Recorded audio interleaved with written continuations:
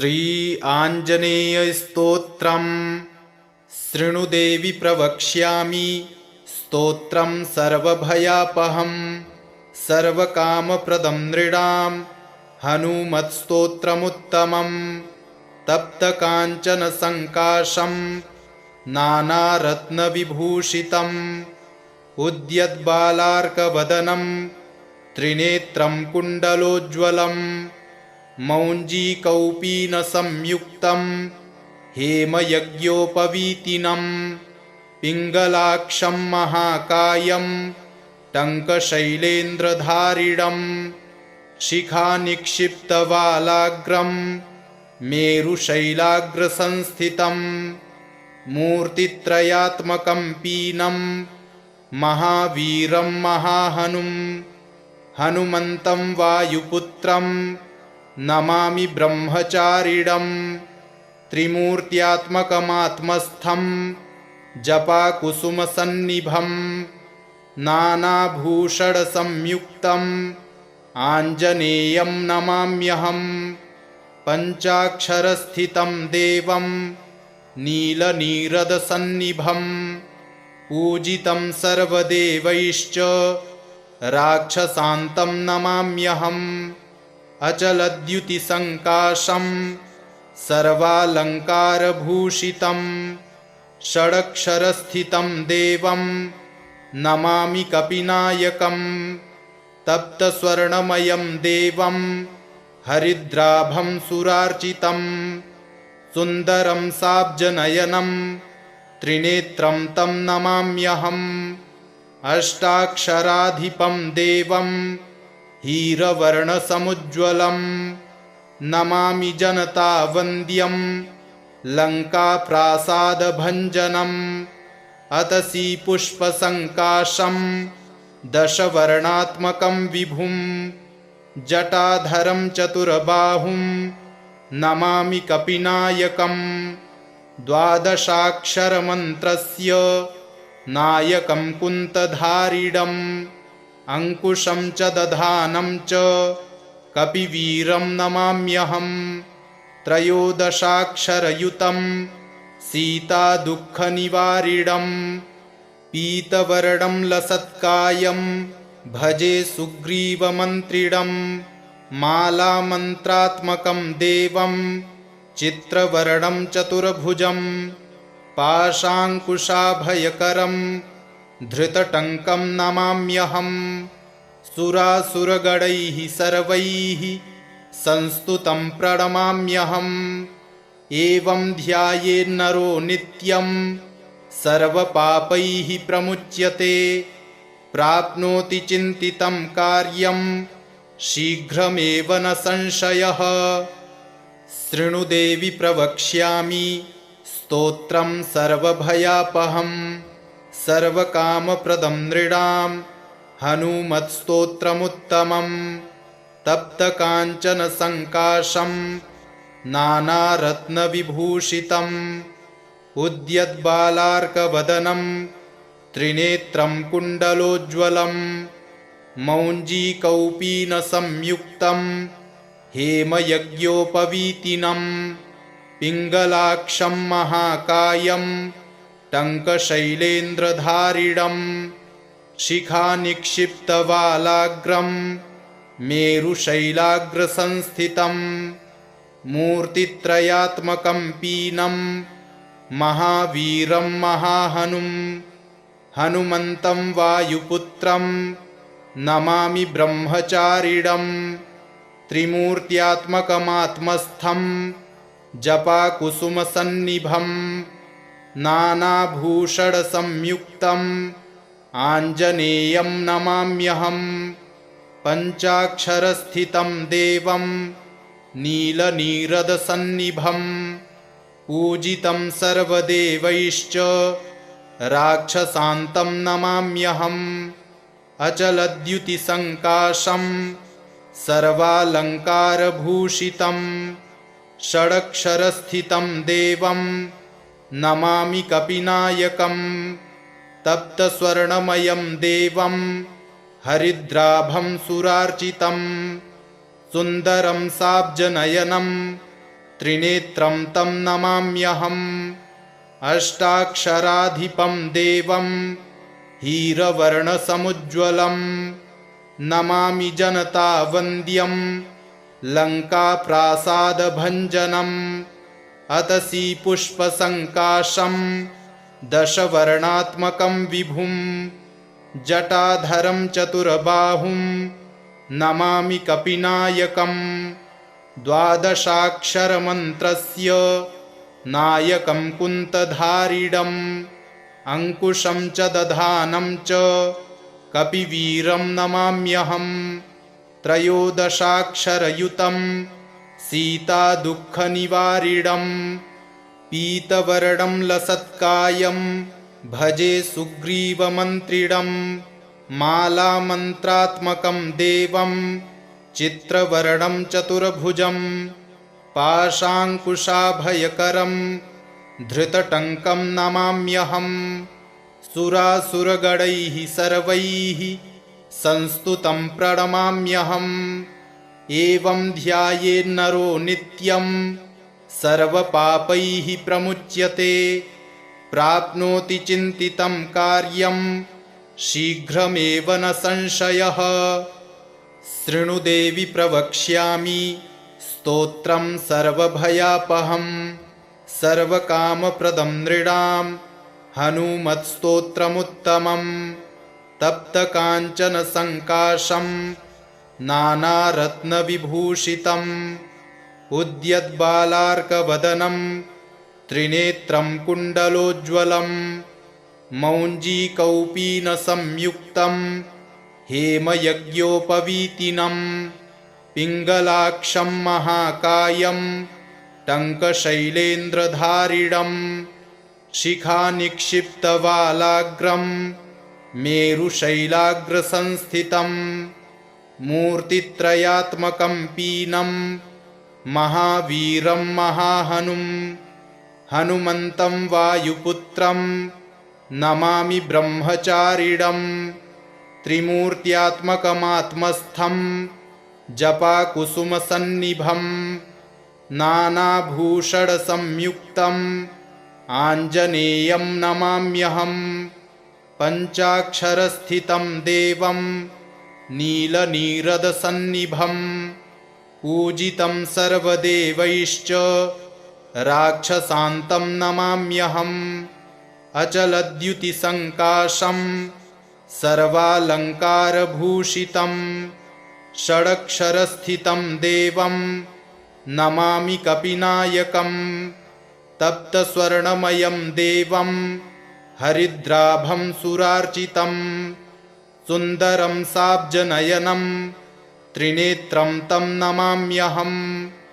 अष्टाक्षराधिपं देवं हीरवर्णसमुज्ज्वलं नमामि जनतावन्द्यं लङ्काप्रासादभञ्जनम् अतसी पुष्पसङ्काशं दशवर्णात्मकं विभुं जटाधरं चतुर्बाहुं नमामि कपिनायकं द्वादशाक्षरमन्त्रस्य नायकं कुन्तधारिणम् अंकुशं च दधानं च कपिवीरं नमाम्यहम् त्रयोदशाक्षरयुतं सीतादुःखनिवारिणं पीतवर्णं लसत्कायं भजे सुग्रीवमन्त्रिणं मालामन्त्रात्मकं देवं चित्रवर्णं चतुर्भुजं पाशाङ्कुशाभयकरं धृतटङ्कं नमाम्यहम् सुरासुरगणैः सर्वैः संस्तुतं प्रणमाम्यहम् एवं ध्यायेन्नरो नित्यं सर्वपापैः प्रमुच्यते प्राप्नोति चिन्तितं कार्यं शीघ्रमेव न संशयः। श्री आञ्जनेयस्तोत्रम् शृणु देवि प्रवक्ष्यामि स्तोत्रं सर्वभयापहं सर्वकामप्रदं नृणां हनुमत्स्तोत्रमुत्तमं तप्तकाञ्चनसङ्काशं नानारत्नविभूषितं उद्यद्बालार्कवदनं त्रिनेत्रं कुण्डलोज्ज्वलं मौञ्जीकौपीनसंयुक्तं हेमयज्ञोपवीतिनं पिङ्गलाक्षं महाकायं टङ्कशैलेन्द्रधारिणं शिखानिक्षिप्तवालाग्रं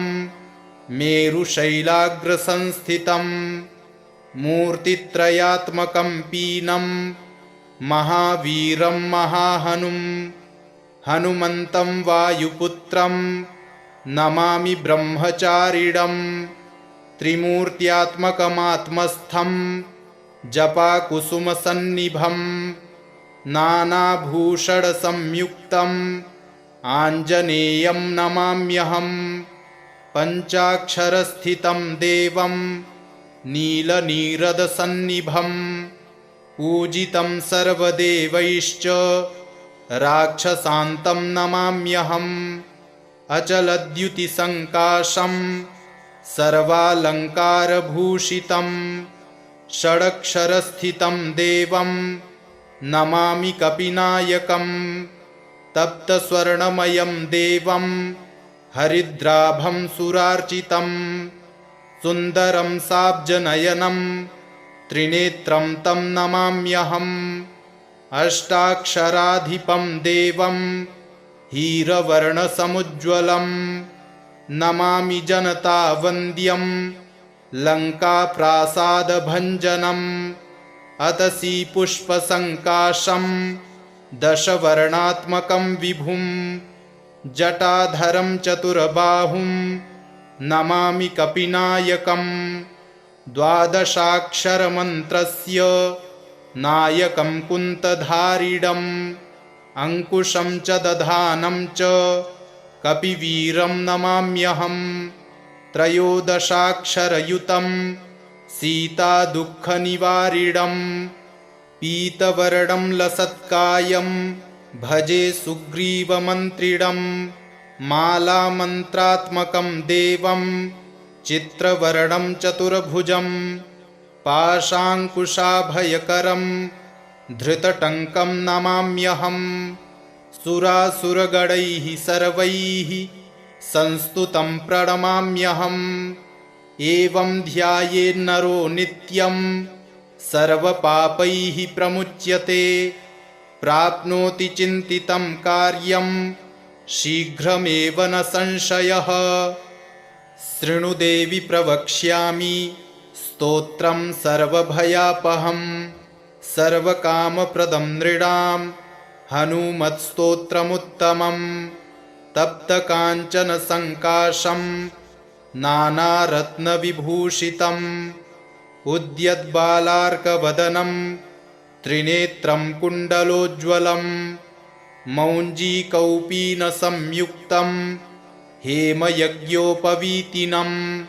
पिङ्गलाक्षं महाकायं टङ्कशैलेन्द्रधारिणं शिखानिक्षिप्तवालाग्रं मेरुशैलाग्रसंस्थितं मूर्तित्रयात्मकं पीनं महावीरं महाहनुं हनुमन्तं वायुपुत्रं नमामि ब्रह्मचारिणं त्रिमूर्त्यात्मकमात्मस्थं जपाकुसुमसन्निभं नानाभूषणसंयुक्तम् आञ्जनेयं नमाम्यहम् पञ्चाक्षरस्थितं देवं नीलनीरदसन्निभं पूजितं सर्वदेवैश्च राक्षसान्तं नमाम्यहम्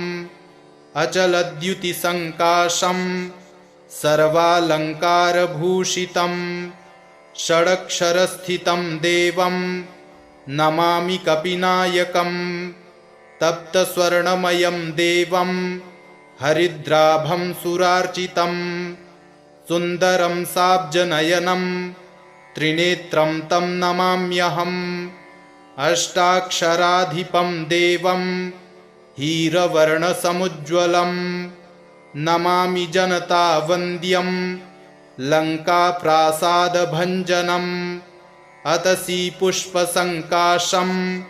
दशवर्णात्मकं विभुं जटाधरं चतुर्बाहुं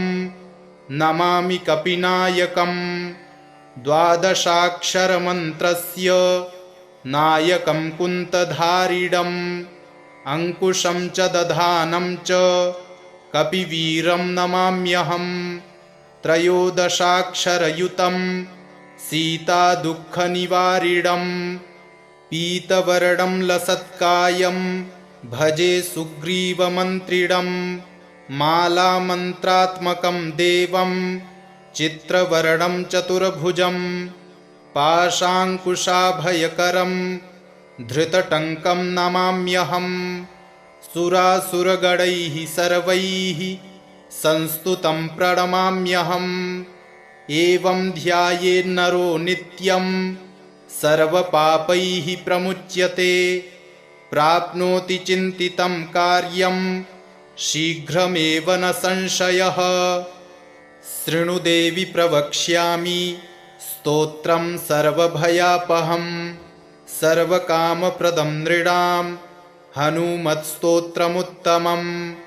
तप्तकाञ्चनसङ्काशं नानारत्नविभूषितम् उद्यद्बालार्कवदनं त्रिनेत्रं कुण्डलोज्ज्वलं मौञ्जीकौपीनसंयुक्तं हेमयज्ञोपवीतिनं पिङ्गलाक्षं महाकायं टङ्कशैलेन्द्रधारिणं शिखानिक्षिप्तवालाग्रं मेरुशैलाग्रसंस्थितं मूर्तित्रयात्मकं पीनं महावीरं महाहनुं हनुमन्तं वायुपुत्रं नमामि ब्रह्मचारिणं त्रिमूर्त्यात्मकमात्मस्थं जपाकुसुमसन्निभं नानाभूषणसंयुक्तम् आञ्जनेयं नमाम्यहम् पञ्चाक्षरस्थितं देवं नीलनीरदसन्निभं पूजितं सर्वदेवैश्च राक्षसान्तं नमाम्यहम् अचलद्युतिसङ्काशं सर्वालङ्कारभूषितं षडक्षरस्थितं देवं नमामि कपिनायकम् तप्तस्वर्णमयं देवं हरिद्राभं सुरार्चितं सुन्दरं साब्जनयनं त्रिनेत्रं तं नमाम्यहम् अष्टाक्षराधिपं देवं हीरवर्णसमुज्ज्वलं नमामि जनतावन्द्यं लङ्काप्रासादभञ्जनम् अतसी पुष्पसङ्काशं दशवर्णात्मकं विभुं जटाधरं चतुर्बाहुं नमामि कपिनायकम् द्वादशाक्षरमन्त्रस्य नायकं कुन्तधारिणम् अंकुशं च दधानं च कपिवीरं नमाम्यहम् त्रयोदशाक्षरयुतं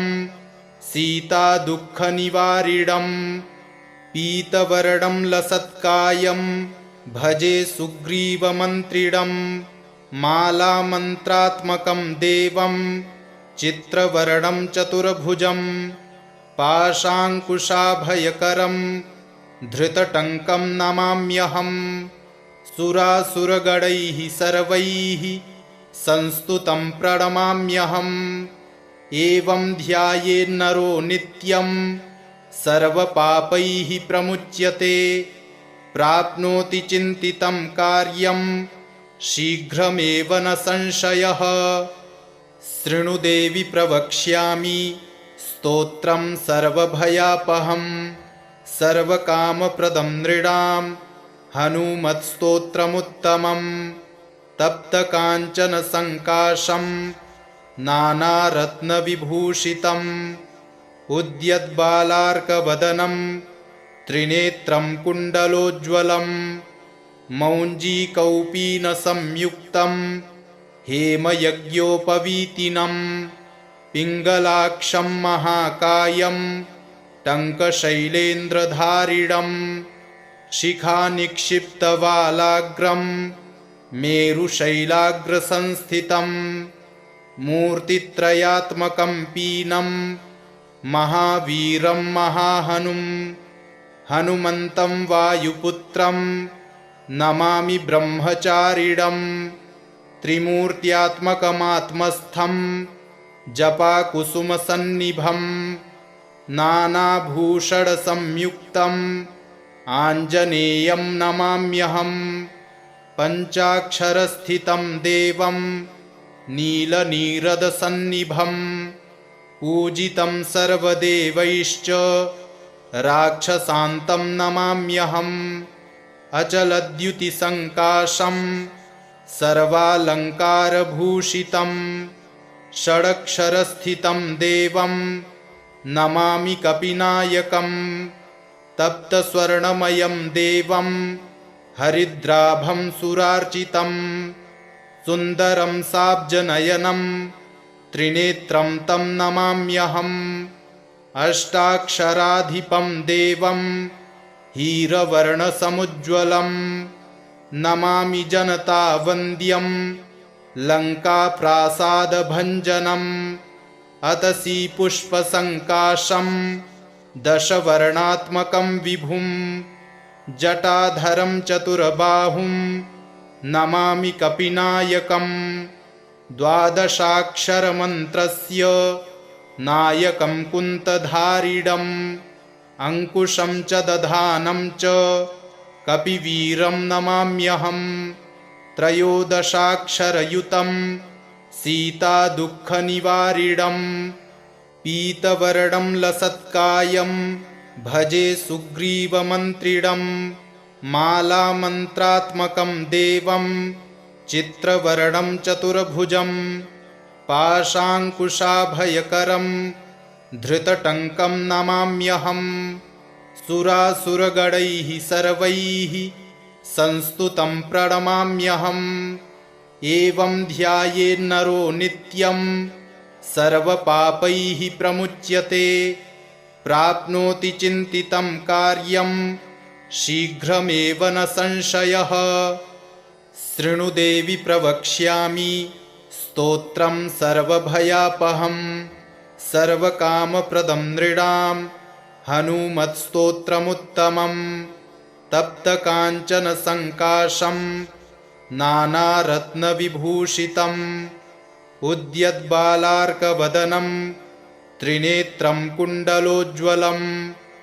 मौञ्जीकौपीनसंयुक्तं हेमयज्ञोपवीतिनं पिङ्गलाक्षं महाकायं टङ्कशैलेन्द्रधारिणं शिखानिक्षिप्तवालाग्रं मेरुशैलाग्रसंस्थितं मूर्तित्रयात्मकं पीनं महावीरं महाहनुं हनुमन्तं वायुपुत्रं नमामि ब्रह्मचारिणं त्रिमूर्त्यात्मकमात्मस्थं जपाकुसुमसन्निभं नानाभूषणसंयुक्तम् आञ्जनेयं नमाम्यहम् पञ्चाक्षरस्थितं देवं नीलनीरदसन्निभं पूजितं सर्वदेवैश्च राक्षसान्तं नमाम्यहम् अचलद्युतिसङ्काशं सर्वालङ्कारभूषितं षडक्षरस्थितं देवं नमामि कपिनायकम् तप्तस्वर्णमयं देवं हरिद्राभं सुरार्चितं सुन्दरं साब्जनयनं त्रिनेत्रं तं नमाम्यहम् अष्टाक्षराधिपं देवं हीरवर्णसमुज्ज्वलं नमामि जनतावन्द्यं लङ्काप्रासादभञ्जनम् अतसी पुष्पसङ्काशं दशवर्णात्मकं विभुं जटाधरं चतुर्बाहुं नमामि कपिनायकम् द्वादशाक्षरमन्त्रस्य नायकं कुन्तधारिणम् अंकुशं च दधानं च कपिवीरं नमाम्यहम् त्रयोदशाक्षरयुतं सीतादुःखनिवारिणम् पीतवर्णं लसत्कायं भजे सुग्रीवमन्त्रिणं मालामन्त्रात्मकं देवं चित्रवर्णं चतुर्भुजं पाशाङ्कुशाभयकरं धृतटङ्कं नमाम्यहं सुरासुरगणैः सर्वैः संस्तुतं प्रणमाम्यहम् एवं ध्यायेन्नरो नित्यं सर्वपापैः प्रमुच्यते प्राप्नोति चिन्तितं कार्यं शीघ्रमेव न संशयः।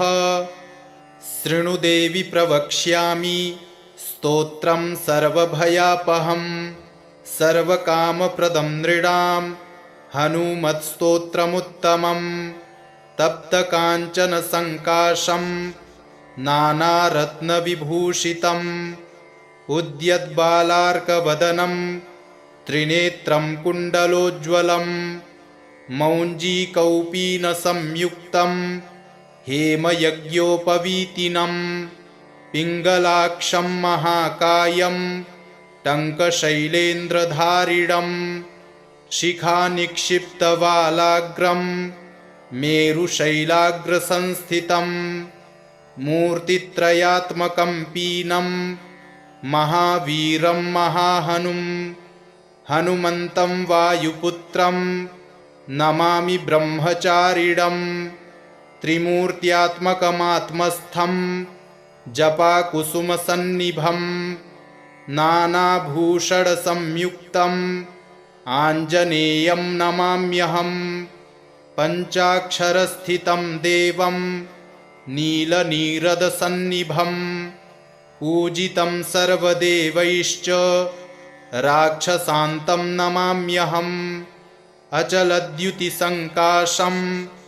सर्वालङ्कारभूषितं षडक्षरस्थितं देवं नमामि कपिनायकं तप्तस्वर्णमयं देवं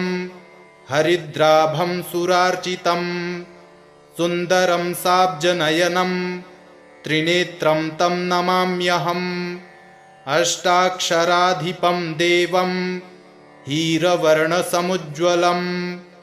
नमामि जनतावन्द्यं लङ्काप्रासादभञ्जनम् अतसी पुष्पसङ्काशं दशवर्णात्मकं विभुं जटाधरं चतुर्बाहुं नमामि कपिनायकं द्वादशाक्षरमन्त्रस्य नायकं कुन्तधारिणम् अंकुशं च दधानं च कपिवीरं नमाम्यहं त्रयोदशाक्षरयुतं सीतादुःखनिवारिणं पीतवर्णं लसत्कायं भजे सुग्रीवमन्त्रिणं मालामन्त्रात्मकं देवं चित्रवर्णं चतुर्भुजं पाशाङ्कुशाभयकरं धृतटङ्कं नमाम्यहं सुरासुरगणैः सर्वैः संस्तुतं प्रणमाम्यहम् एवं ध्यायेन्नरो नित्यं सर्वपापैः प्रमुच्यते प्राप्नोति चिन्तितं कार्यं शीघ्रमेव न संशयः। शृणु देवि प्रवक्ष्यामि स्तोत्रं सर्वभयापहं सर्वकामप्रदं नृणां हनुमत्स्तोत्रमुत्तमं तप्तकाञ्चनसङ्काशं नानारत्नविभूषितम् उद्यद्बालार्कवदनं त्रिनेत्रं कुण्डलोज्ज्वलं मौञ्जीकौपीनसंयुक्तं हेमयज्ञोपवीतिनं पिङ्गलाक्षं महाकायं टङ्कशैलेन्द्रधारिणं शिखानिक्षिप्तवालाग्रं मेरुशैलाग्रसंस्थितं मूर्तित्रयात्मकं पीनं महावीरं महाहनुं हनुमन्तं वायुपुत्रं नमामि ब्रह्मचारिणं त्रिमूर्त्यात्मकमात्मस्थं जपाकुसुमसन्निभं नानाभूषणसंयुक्तम् आञ्जनेयं नमाम्यहं पञ्चाक्षरस्थितं देवं नीलनीरदसन्निभं पूजितं सर्वदेवैश्च राक्षसान्तं नमाम्यहम् अचलद्युतिसङ्काशं सर्वालङ्कारभूषितं षडक्षरस्थितं देवं नमामि कपिनायकं तप्तस्वर्णमयं देवं हरिद्राभं सुरार्चितं सुन्दरं साब्जनयनं त्रिनेत्रं तं नमाम्यहम् अष्टाक्षराधिपं देवं हीरवर्णसमुज्ज्वलं नमामि जनतावन्द्यं लङ्काप्रासादभञ्जनम् अतसी पुष्पसङ्काशं दशवर्णात्मकं विभुं जटाधरं चतुर्बाहुं नमामि कपिनायकं द्वादशाक्षरमन्त्रस्य नायकं कुन्तधारिणम् अंकुशं च दधानं च कपिवीरं नमाम्यहम् त्रयोदशाक्षरयुतं सीतादुःखनिवारिणं पीतवर्णं लसत्कायं भजे सुग्रीवमन्त्रिणं मालामन्त्रात्मकं देवं चित्रवर्णं चतुर्भुजं पाशाङ्कुशाभयकरं धृतटङ्कं नमाम्यहम् सुरासुरगणैः सर्वैः संस्तुतं प्रणमाम्यहम् एवं ध्यायेन्नरो नित्यं सर्वपापैः प्रमुच्यते प्राप्नोति चिन्तितं कार्यं शीघ्रमेव न संशयः शृणु देवि प्रवक्ष्यामि स्तोत्रं सर्वभयापहं सर्वकामप्रदं नृणां हनुमत्स्तोत्रमुत्तमं तप्तकाञ्चनसङ्काशं नानारत्नविभूषितम् उद्यद्बालार्कवदनं त्रिनेत्रं कुण्डलोज्ज्वलं मौञ्जीकौपीनसंयुक्तं हेमयज्ञोपवीतिनं पिङ्गलाक्षं महाकायं टङ्कशैलेन्द्रधारिणं शिखानिक्षिप्तवालाग्रं मेरुशैलाग्रसंस्थितं मूर्तित्रयात्मकं पीनं महावीरं महाहनुं हनुमन्तं वायुपुत्रं नमामि ब्रह्मचारिणं त्रिमूर्त्यात्मकमात्मस्थं जपाकुसुमसन्निभं नानाभूषणसंयुक्तम् आञ्जनेयं नमाम्यहम् पञ्चाक्षरस्थितं देवं नीलनीरदसन्निभं पूजितं सर्वदेवैश्च राक्षसान्तं नमाम्यहम् अचलद्युतिसङ्काशं सर्वालङ्कारभूषितं षडक्षरस्थितं देवं नमामि कपिनायकं तप्तस्वर्णमयं देवं हरिद्राभं सुरार्चितं सुन्दरं साब्जनयनं त्रिनेत्रं तं नमाम्यहम् अष्टाक्षराधिपं देवं हीरवर्णसमुज्ज्वलं नमामि जनतावन्द्यं लङ्काप्रासादभञ्जनम् अतसी पुष्पसङ्काशं दशवर्णात्मकं विभुं जटाधरं चतुर्बाहुं नमामि कपिनायकं द्वादशाक्षरमन्त्रस्य नायकं कुन्तधारिणम् अंकुशं च दधानं च कपिवीरं नमाम्यहम् त्रयोदशाक्षरयुतं सीतादुःखनिवारिणं पीतवर्णं लसत्कायं भजे सुग्रीवमन्त्रिणं मालामन्त्रात्मकं देवं चित्रवर्णं चतुर्भुजं पाशाङ्कुशाभयकरं धृतटङ्कं नमाम्यहम् सुरासुरगणैः सर्वैः संस्तुतं प्रणमाम्यहम् एवं ध्यायेन्नरो नित्यं सर्वपापैः प्रमुच्यते प्राप्नोति चिन्तितं कार्यं शीघ्रमेव न संशयः। इति श्री आञ्जनेयस्तोत्रम् सम्पूर्णम्।